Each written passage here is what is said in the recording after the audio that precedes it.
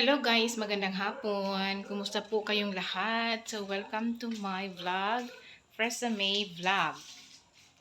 So, i-update ko na naman kayo sa bahay renovation ng aking mother dear.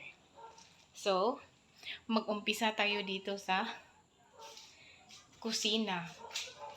So, i-chika ko muna sa inyo ang connection ng aming wiring connection. So, chika minute muna tayo ha. Chika minute muna tayo guys. So, ang akala ko kasi guys, mura lang talaga ang magpa wiring connection. Kasi ang wire connection namin dito sa bahay is luma na kasi siya. So, at first, mula nung nag-umpisa ang pagtayo ng bahay na ito, ang okay naman yung mga wirings. Pero sa mga kalagitnaan ng mga taon na dumagdag na kasi ang mga pamilya namin, bali naka-extended family na kumbaga ang pamilya ng aking mother at saka ang aking father. So mga siblings ko kumbaga. So nag-extend. So ang nangyari sa aming mga wirings is through yung sinumpayan. Anong tawag sa Tagalog ng sinumpayan? Basta parang dinugtungan. So, dugtong, ganon.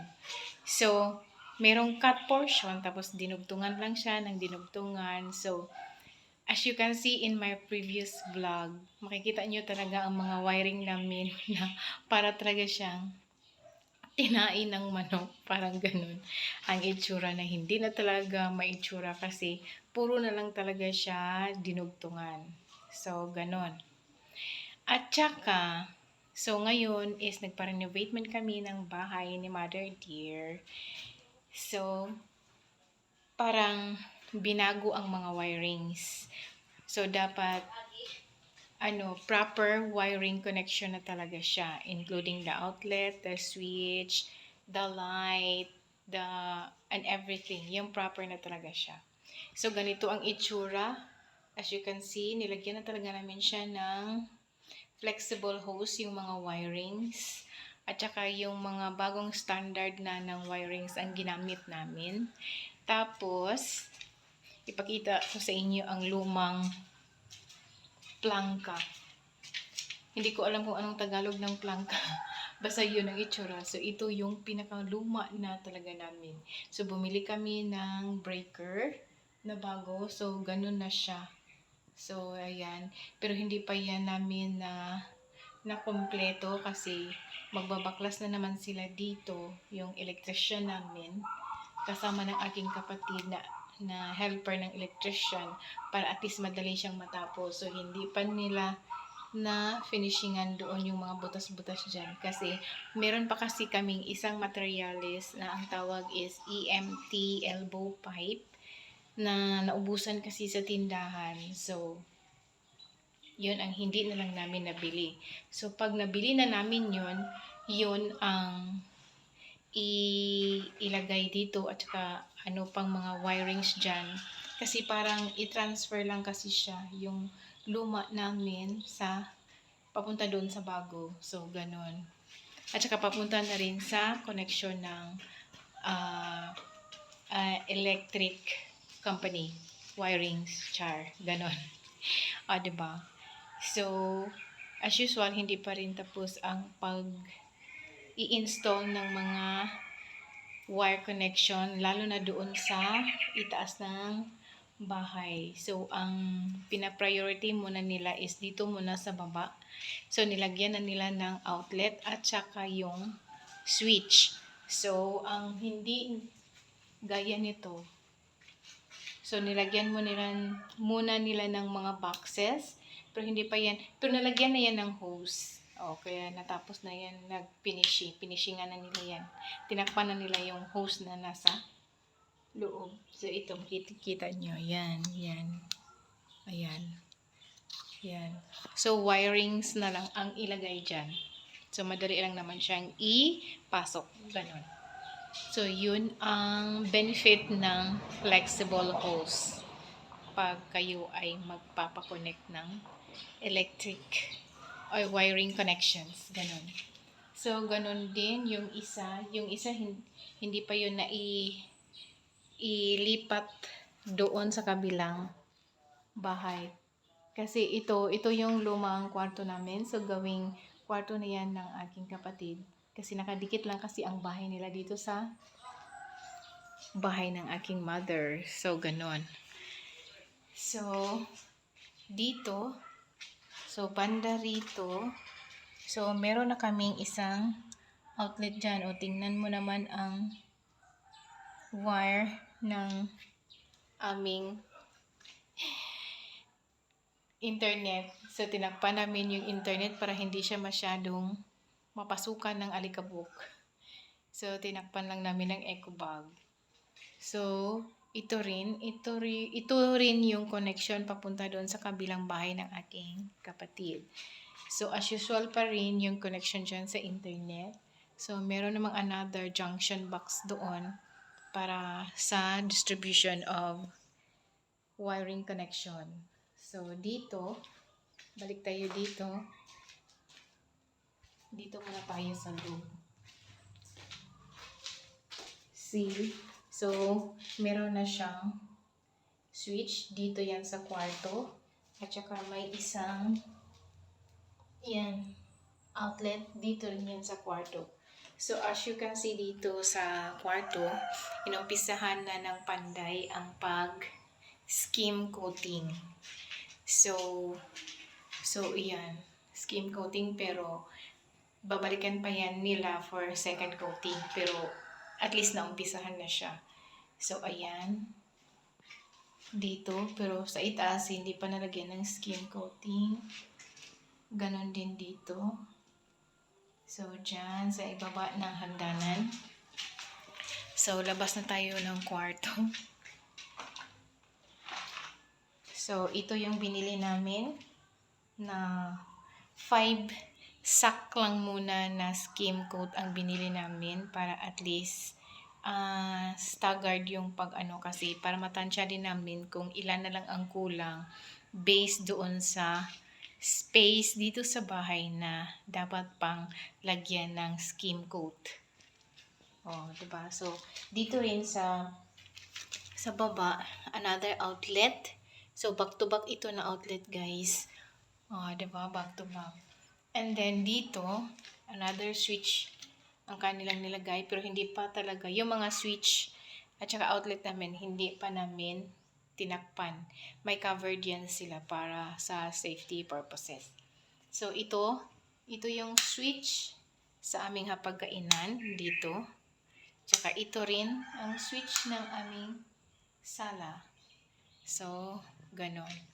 So, dito naman sa aming hapagkainan, meron na naman kaming isa pang switch. Yan. So, back to back din yan. Ay, nakikita nyo ba? Ayan. Ayan. Yan. So, back to back din yan doon sa bahay ng aking kapatid. So, ayan. So, back to back siya para tipid wiring. Hindi ko alam kung paano nila yan ginawa. Kasi hindi naman ako electric engineering charot. Or electrician, char. So, ito yung switch namin doon sa CR. So, ayan. So, i-open natin ang aming CR. As you can see also in my previous vlog, yung parang may tinakpan na dyan, pinag-finishingan na namin yan. Kasi, yan yung mga decorative hollow blocks. Decorative hollow blocks yan before nung wala pa yung bahay sa gilid ng aking kapatid. Pero nag-extend kasi yung kapatid ko dyan sa gilid. Gumawa din sila ng kanilang bahay doon. So, para matakpan, so pina-finishingan na namin yan. So, dalawa dito, banda at saka dyan. So, ayan. So, ayan ang aming CR, o diba? Malinis naman ang aming bawat. So, as you can see, another junction box dyan. Junction box. Hindi ko alam kung junction box ba talaga yan ang tawag. O, parang junction box nga. So, dito naman, so maluwang na talaga ang aming area. ng bahay papunta doon sa itaas. So, ayan yung hagdanan namin. Hindi pa naibalik ng panday yung plyboard na nakalagay dyan para sa footsteps. So, ayan. So, ayan ang aking pamangkin. Dumating sila. Ang ingay-ingay na nila. Diba? So, dito na naman tayo. So, isa rin ito na sa dalawang utility box. Utility box bang tawag dito? Basta yan. Dalawang box. Hello! Say hi to my vlog! Hi, Moti! It's... Hi! Good afternoon! Oh, be careful over there because you might fall down. Oh, hala. Master ko. Hala ka. You want to step down up? Step down up. Step up. Hala, say ko. Nasa siya sayang. Kaya tiwasun sa na ko. Be careful. So dusty in the house, ha? Dusty in the duster. So, balik tayo dito. So, dalawang utility box ang nilagay dito. Isang switch para dito sa harap ng aming hagdanan at saka isang outlet para pag may magtambay dito sa hagdanan, at least meron silang magamit na outlet. Tsaka dito, okay, sa magkabilang, sa opposite side naman is, ito yung switch namin sa ilaw ng aming kusina. So, i-off ko muna ang ilaw para sa aming kusina. So, ayan. So, dito, yung dati, pagpasok mo talaga, dito talaga nilagay yung lumang outlet namin. So, ngayon, pinaurong na ng kaunti. So, doon namin nilagay yung outlet. So, di ba, dati, yung aming ref is, dito yun sa loob.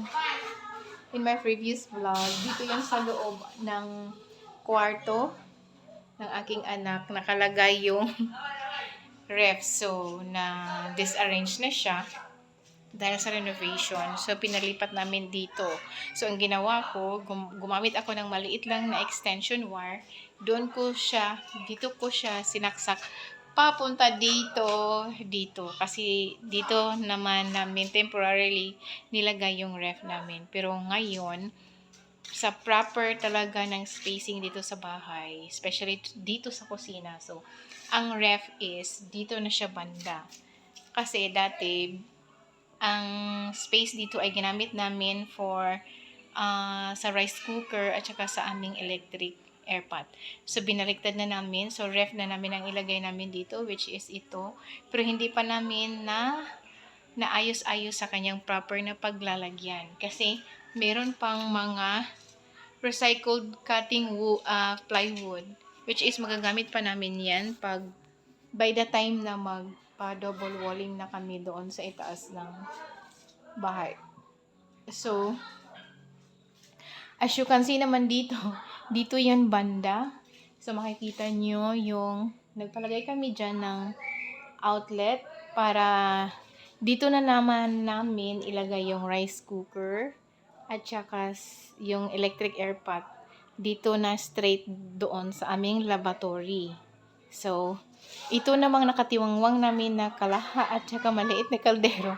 Hindi ko pa talaga yan nalinisan. Pero hayaan nyo na lang yan. Diba? Messy is the key, charot. So, ayan. So, at saka ito rin aming oven. Paurong-urong na siya. Kung saan-saan siya nakapunta. Charot. So, na-disarrange din siya kasi doon namin siya ilagay sa gilid talaga or dito sa ano.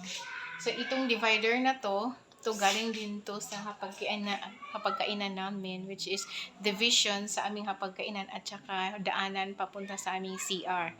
So temporarily, yung, as you can see dito, diba? So, diretso-diretso lang kasi siya, yung pintuan ng aming CR. Oo, at saka hapagkainan. What? Wait for a while. What? Pwede sa San Jose. Bakit? Ingon daw isasay. Hala, bakit ako makapunta sa San Jose? Wala man akong car. They have car. So, Kung naman ang sakyanan, boss. Oh, so boss will be the one to go to San Jose. Oh, Oh, you ask Sasay. oh. So that is one of my pamangkin. So balik tayo dito sa explanation. As you can see, ito yung daanan, pintuan ng aming CR. Dito naman yung pagkainan namin. So, kailangan talaga maglagay kami dito ng partition wall para at least naman, hindi naman klaro yung halimbawa, tawag ng kalikasan, o 'di ba? Tapos tumutunog yung mga ano-ano dan sa loob ng CR, 'di ba? Habang kumakain, o 'di ba? So ew talaga siya. So parang ganun. So hindi naman lahat ng tao maiyaw talaga pag nakarinig ng mga ganun, pero for iwas na lang sa mga ganun issue. Tiyan. So, ganun. Kaya, lagyan pa rin namin yun ng partition wall. So, ito namang divider namin, hindi pa rin namin alam kung saan pa namin yan siya ilagay. Kasi yung divider na yan is luma na talaga yan na gamit dito sa bahay. I think, dalaga pa yung pangatlo kong kapatid at saka siya rin ang bumili niyan nung time na meron siyang summer job. So, yung salary niya, binili niya yan. Kaya meron kaming ganyan na divider, o diba? So, alive and kicking pa rin yung divider na yan. Oh, magagamit pa talaga siya. Ang ginagawa lang talaga namin dito is palagi lang namin siyang nilagyan ng varnish almost every year talaga para at least mukha pa rin siyang maganda. Diba? Parang good quality pa rin siya hanggang sa ngayon. So, as you can see, malikabok pa rin. So, araw-araw talaga ako nagwawalis, nagpupunas. Pero, balik ulit sa dati, namumulbo talaga ang see, mga alikabok talaga guys. Ayan, mga alikabok dyan. Diba? So, pagtingin ko pa lang, my God, parang nanghihina ka na kasi maglilinis pa ba ako or hindi, kasi palaging ganun ang scenario dito sa bahay dahil kasi sa renovation.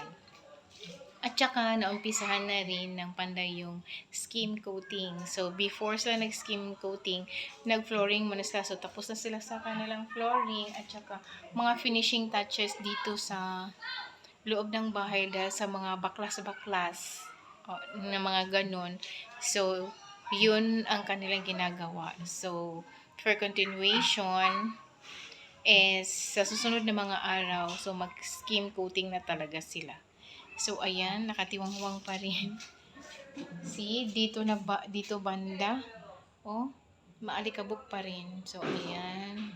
So, magliligpit na naman ako, magdiklat na naman ako niyan sa mga gamit na hindi na dapat gamitin or hindi na talaga namin magagamit.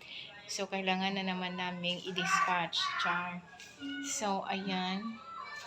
So, dito rin, mag-proper arrangement na rin ako dito sa susunod na mga araw. Char. So, ganun ang update dito sa bahay renovation ni Mother Dear. So, that's all for today's video, guys. Thank you for watching. Bye!